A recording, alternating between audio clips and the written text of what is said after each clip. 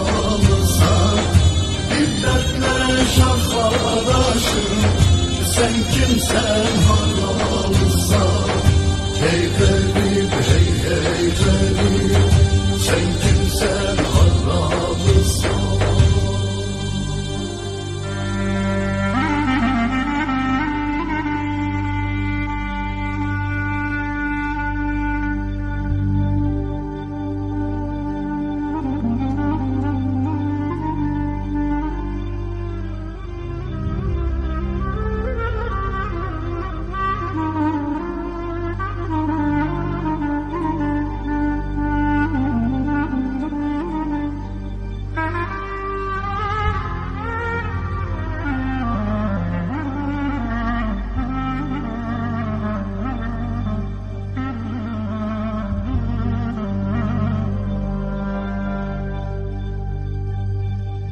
Bırak beni arkadaş,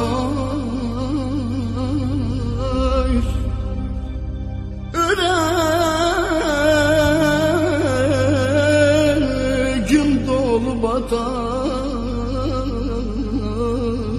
ataş.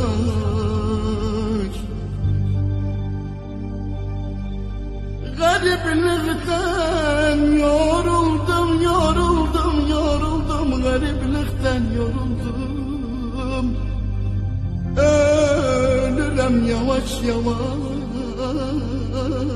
Aman, aman, aman, aman, aman. Gariplik elinden aman, aman, aman, aman. Aman arkadaş, aman, aman.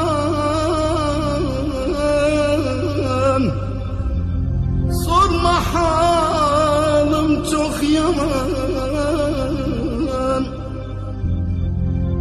Ben garip kimsesizim. Ne yarım var ne vatan. Aman arkadaş, aman, aman, aman, aman, aman.